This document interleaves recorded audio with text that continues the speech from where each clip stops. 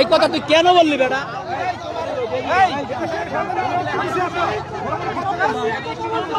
আরে ভাই কি বলছে কেন বলে ধান্দা করতে হয়েছে? শহীদরা ধান্দা করতে নামছে, শহীদ পরিবার ধান্দা করতে নামছে। আমরা শুনছি না, আমরা তো এই জায়গা থেকে আইছি। উনাকে বলছি যে ভাইয়া চলে যান, উনি বলতেছে কি যে আপনারা ধান্দা করতে নামছেন, বলে যে এখানে যারা নামছে ধান্দা করার জন্য নামছে। এই জানোয়ারের বাচ্চা বলে এখানে সকল শহীদ পরিবার ধান্দা করার জন্য নামছে। এটা কেন বলবো? সে দায়িত্ব দিলেন কেন? দায়িত্ব দিলেন কেন? আমি রেকর্ড করে রাখছি ফোনের ভিতরে। সে বলে এখানে শহীদ পরিবার ধান্দা করার জন্য হয়েছে।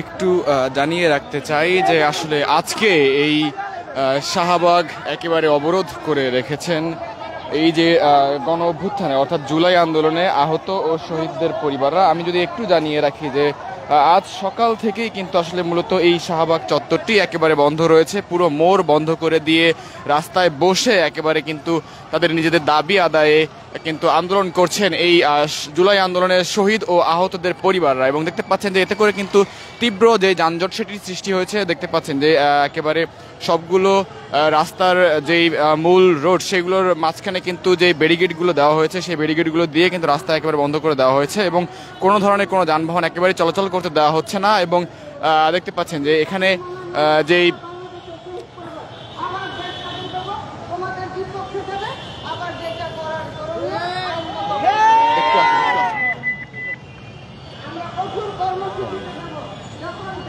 একটু জানানোর চেষ্টা করব যে আসলে দেখতে পাচ্ছেন যে শাহবাগ চত্বর কিন্তু একেবারে বন্ধ করে দিয়ে আন্দোলন করছেন শহীদ ও আহতের পরিবার। আমরা একটু কথা বলার চেষ্টা করব কয়েকজনের সঙ্গে।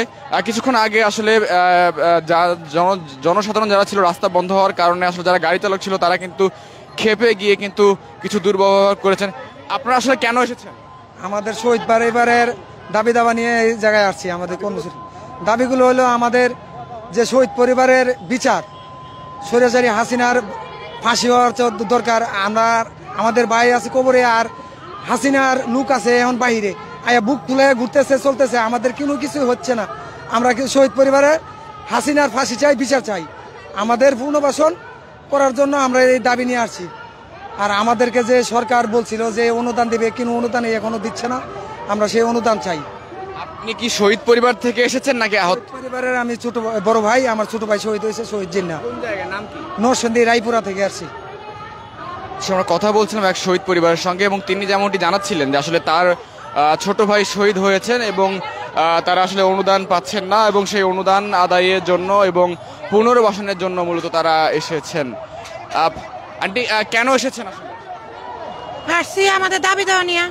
দাবিগুলো কি একটু জানতে চাই। দাবি প্রথম হচ্ছে আমাদের সন্তানের বিচার চাই। হাজার শহীদের মায়ের আর্তনাদ, তাদের বিচার চাই। আমরা পুনর্বাসন চাই।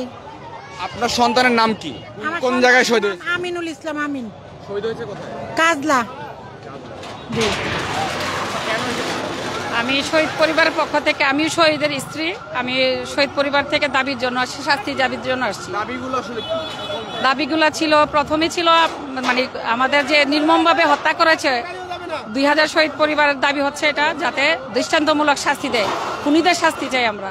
তারপরে শহীদ পক্ষদেরকে যাতে পুনর্বাসন করে, যাতে আমাদের যে গণকবরস্থান হয়েছে পাশাপাশি যে আমাদের মানে যারা শহীদ হয়েছে ওদের কবরস্থান ওদের সরকারের তত্ত্বাবধানে নিয়ে আসে, আমাদের সাথে বসে কথা বলুক।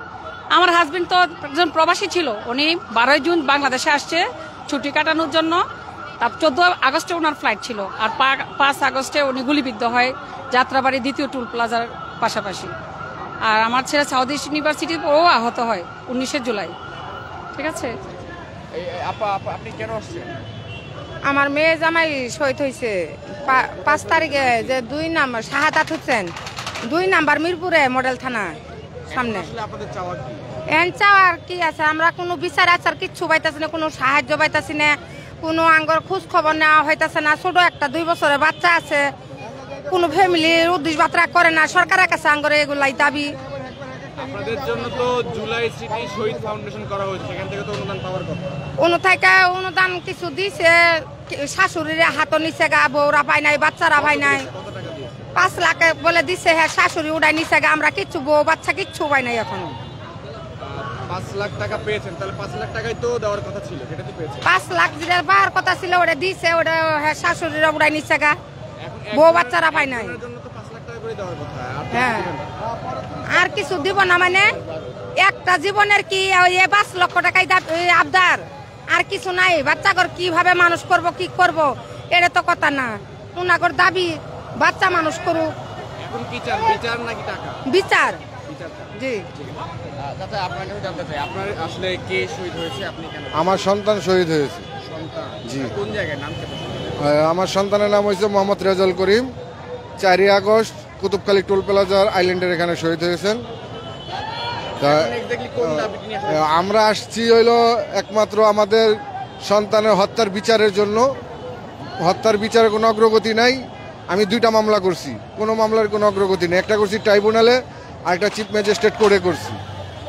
তারা চাচ্ছি মূলত আমাদের এই সন্তানদের সুষ্ঠু বিচার হোক, সন্তানের হত্যার সুষ্ঠু বিচার হোক। হ্যাঁ জি, মানে যারা গণহত্যা চালিত তাদের বিচার হোক, এটা চাচ্ছেন? জি জি। আর কি চাচ্ছেন? এটার সঙ্গে সরকার যেটা বলছিল আমাদের পুনর্বাসন করবে, 30 লাখ করে টাকা দিবে। এখন এটার মানে বিচারিত অগ্রগতি নাই, আর বাকিগুলোর সাবজেক্ট হলো পরে। আমাদের দেওয়া হচ্ছে না এমন কিছু না, আমাদের প্রধান টার্গেট হলো যে আগে খুনিদের ধরে বিচার করুক।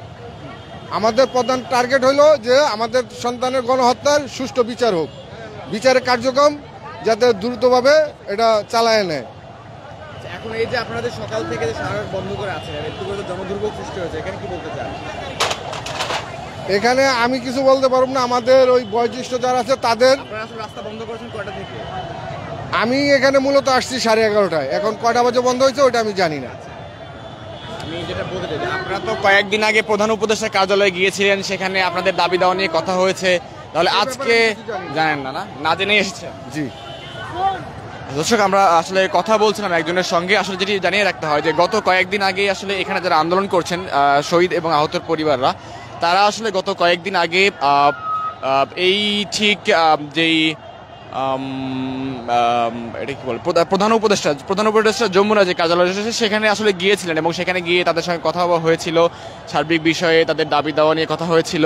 তবে এখানে মূলত যারা এসেছেন তারা আসলে মূল দাবিগুলো সেগুলো আমরা যেগুলো শুনলাম, সেটি হচ্ছে তাদের আসলে যে গণহত্যা, সেই গণহত্যার বিচার করতে হবে, অর্থাৎ শেখ হাসিনার বিচার করতে হবে, আওয়ামী লীগের বিচার করতে হবে, এবং পাশাপাশি আসলে তাদেরকে আসলে যেই অর্থ সাহায্য দেওয়ার কথা ছিল, বিশেষ করে শহীদদের জন্য 30 লাখ, আহতদের জন্য 5 লাখ, যেই টাকাগুলো দেওয়ার কথা ছিল সেই টাকাগুলো আসলে তারা পাচ্ছেন না, এবং সেই অর্থের যে অর্থ দেওয়ার কথা ছিল সেগুলো আসলে পাচ্ছেন না, এবং সেই দাবিগুলো আদায়ের লক্ষ্যেই কিন্তু আসলে শহীদ পরিবারের এবং আহতের পরিবাররা যারা রয়েছেন তারা আসলে এই শাহবাগ চত্বর এখন বন্ধ করে দিয়ে, একেবারে বন্ধ করে দিয়ে তারা কিন্তু আন্দোলন করছেন, দেখতে পাচ্ছেন। এবং বিশেষ করে দেখতে পাচ্ছেন যে এতে করে আসলে শাহবাগ হয়ে যে যানবাহনগুলো চলাচল করে, বিশেষ করে সদরঘাট, এই সায়েন্স ল্যাব মোড়, ফার্মগেট সহ ঢাকা বিশ্ববিদ্যালয় সহ আশপাশে যে এলাকাগুলো রয়েছে সবগুলো এলাকার যত ধরনের যানবাহন চলাচল রয়েছে সব যানবাহন চলাচল কিন্তু এখন একেবারে বন্ধ রয়েছে। তবে অন্যান্য দিন আমরা যেগুলো দেখি যে ঢাকা বিশ্ববিদ্যালয়ের যানবাহনগুলো কিন্তু চলাচল করতে দেওয়া হয়, আজকে কিন্তু দেখা যাচ্ছে যে কোনো ধরনের কোনো যানবাহনই একেবারে চলাচল করতে দেওয়া হচ্ছে না, একেবারে সবগুলো রাস্তায় ব্যারিকেড দিয়ে কিন্তু যান চলাচল একেবারে বন্ধ করে দেওয়া হয়েছে। এতে করে আসলে সব ধরনের যানবাহন চলাচল কিন্তু শাহবাগ হয়ে সব ধরনের যানবাহন চলাচল কিন্তু এখন একেবারে বন্ধ রয়েছে। আমরা একটু আরো কয়েকজনের সঙ্গে কথা বলতে। আন্টি কোথা থেকে আসছেন? এই তো 10 নম্বর মিরপুর 10। আপনার কে শহীদ হয়েছে? আমার স্বামী। আপনার স্বামী? জি। এখন আসলে কি দাবি নিয়ে আসছেন, কি দাবি? এই দাবি আমরা শহীদ পরিবারের মর্যাদা চাই। মর্যাদা বলতে কেমন মর্যাদা চান? কেমন মর্যাদা তো বলতে পারি না, এটা তো বলতে পারি না ভাই, তো বলতে পারি না। কি চাইতে আসছেন? শহীদের মর্যাদা চাই, আর বিচার চাই, গণহত্যার বিচার চাই। না শহীদ পরিবারের পক্ষ থেকে কেউ? আচ্ছা, আপনি এক্সাক্ট বলেন যে আসলে মানে যে অর্থ দেওয়ার কথা ছিল, সেই যে অর্থ দেওয়ার কথা ছিল সেটা পেয়েছেন কিনা? পেয়েছি, পাইনি তো। মানে কোনো অর্থই পান নাই?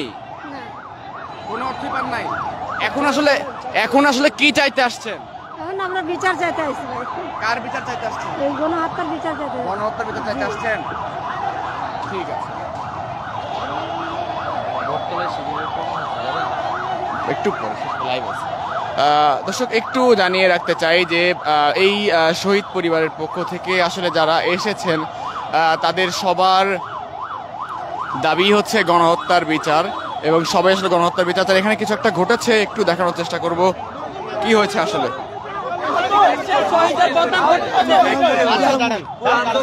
আরে শহীদের বদনাম করতে আসছে ভাই, জিজ্ঞেস করেন কি করতে আসছে।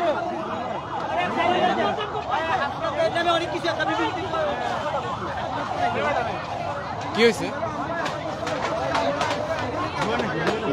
খারাপ হাসনাত ভাই নামে উল্টাপাল্টা কথা কইতাছে। হাসনাত ভাই নাকি ওরা আটকায় রাখছে নিয়া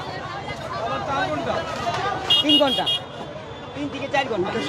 কি হয়েছে? কি হয়েছে? সমস্যা আমরা তো মারামারি করতে আইনি ভাই, আমরা শহীদ পরিবার।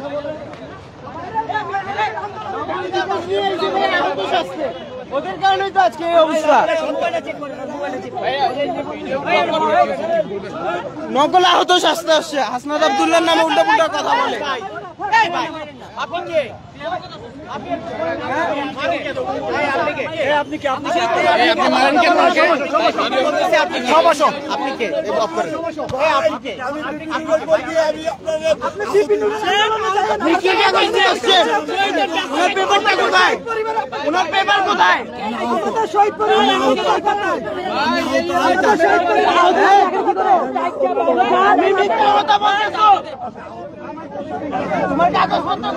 ভাই ভাই ওই একটা ফটো আর ভিডিও করেন না ভাই, পুরো মিথ্যা কথা বলছেন। আর একটা ফটো ভাই ওর ভিডিও করে লাভ আছে?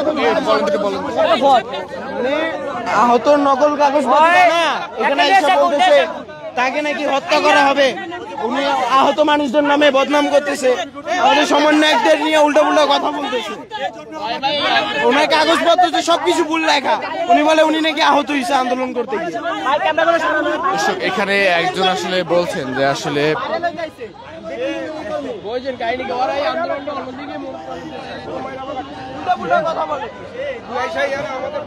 এখানে আসলে যারা এসেছেন তাদের মধ্য থেকে হঠাৎ করেই একজন আসলে আহত সেজে আসলে ভিতরে ঢুকেছেন বলে অভিযোগ শুনলাম আমরা।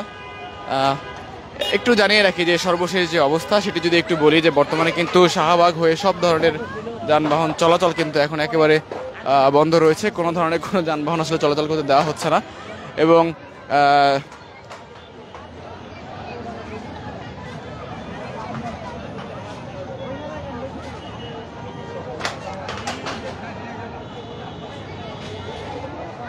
দর্শক যদি একটু সামারাইজ করে যদি জানিয়ে রাখি, সেটি হচ্ছে যে জুলাই আন্দোলন আসলে যারা আহত ছিলেন, যারা আহতর সঙ্গে যারা নিহত ছিলেন, শহীদ ছিলেন, অর্থাৎ তাদের পরিবারের সদস্যরা সবাই মিলে তাদের দাবি দেওয়া, বিশেষ করে শহীদদের মর্যাদা পুনর্বাসন সহ যে আর্থিক সহায়তা যেটি করার কথা ছিল, সেই দাবিগুলো আদায়ের জন্যই মূলত আজকে সকাল থেকে এই শাহবাগ চত্বর একেবারে অবরোধ করে রেখেছেন। কোনো ধরনের কোনো যানবাহন কিন্তু এতে করে চলাচল করতে পারছে না, এবং জনদুর্ভোগ কিন্তু যে চরম আকার ধারণ করেছে। এবং কিছুক্ষণ আগে আসলে আমরা দেখলাম যে একজন এসেছিলেন যার আসলে কোনো ধরনের কোনো কাগজপত্র নেই, সে আসলে নকল আহত সেজে এসেছিল, এবং এখানে যারা যেই আন্দোলনের শহীদদের পরিবার এবং যারা আসলে আসল আহত তারা আসলে তাকে খুঁজে বের করে আসলে এখান থেকে বের করে দিয়েছেন, এবং এই মুহূর্তে শাহবাগ থেকে কিন্তু সব ধরনের যানবাহন চলাচল একেবারে বন্ধ রয়েছে। দর্শক, আমরা ক্ষণে ক্ষণে আপনাদের সঙ্গে যুক্ত হব এবং দেশের সকল খবর সবার আগে পৌঁছে দেওয়ার চেষ্টা করবো। এতক্ষণ আমাদের সঙ্গে যুক্ত থাকার জন্য আপনাদের সবাইকে ধন্যবাদ জানাচ্ছি।